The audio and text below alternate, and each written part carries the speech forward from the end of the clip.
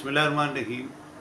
बाज़ औक़ात नादानी में हमारा कोई अमल पूरी कौम को नुकसान दे देता है। अब आप ये देखें कि अंग्रेज़ को अपनी ज़बान से इतनी मोहब्बत है कि उसने अपने मुल्क को तो छोड़ो, उन्होंने इस किस्म का माहौल बनाया कि पाकिस्तान में भी दूसरी तीसरी क्लास से अंग्रेज़ी ग्रामर पढ़ाई जाती है ताकि अंग्रेज़ी ज़बान हम सीखें। और उन्होंने इस चीज़ को फैला दिया है कि अंग्रेज़ी ज़बान सीख कर ही हम तरक्की कर सकते हैं।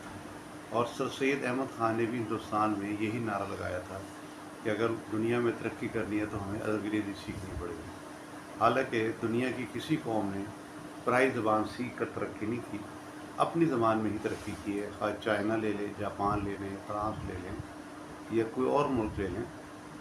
तो लेकिन अफसोस इस बात का होता है कि वो जो अंग्रेज़ है उसके यहाँ तो शुरू से ही अंग्रेज़ी ग्रामर सिखाई जाती है, जबकि हमारे मुल्कों में भी शुरू से अंग्रेज़ी ग्रामर सिखाई जाती है। लेकिन मदारिस में जब कुरान पाक नाज़रा पढ़ाया जाता है और हिफ्ज़ कराया जाता है, वो बच्चा कुरान हिफ्ज़ कर लेता है, उससे अरबी ग्रामर की तरफ पढ़ाई नहीं जाती, उसको तवज्जो ही नहीं होती।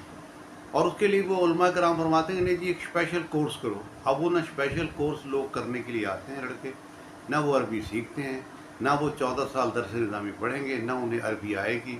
और जब अरबी नहीं आएगी तो कुरान और हदीस की समझ भी नहीं आएगी।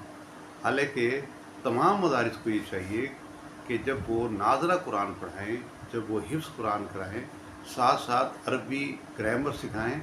और नाज़रा कुरान पढ़ने के बाद उस बच्चे को अरबी ग्रामर आनी चाहिए ताकि जब वो कुरान मजीद पढ़े उसे पता हो कि मैं क्या पढ़ रहा हूँ। और जो हिफ्ज़ कर ले उसे अरबी ग्रामर आनी चाहिए, उसको ये पता हो कि मैं क्या तिलावत कर रहा हूँ। लेकिन हम हमारी तरफ तवज्जो ही नहीं।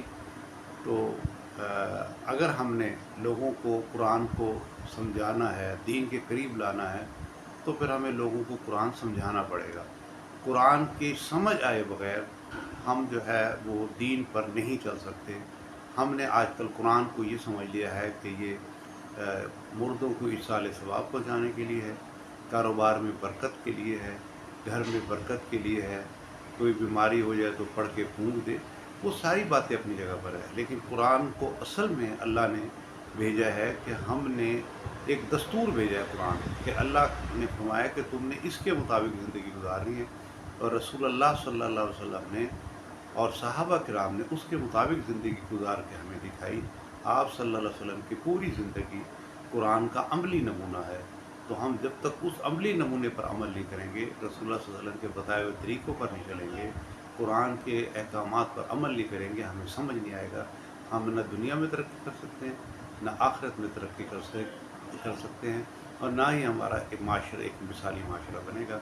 सहाबा के दौर का मिसाली माशरा, रियासत मदीने का मिसाली माशरा, वो सिर्फ़ इसलिए बना कि उन्होंने कुरान को समझा और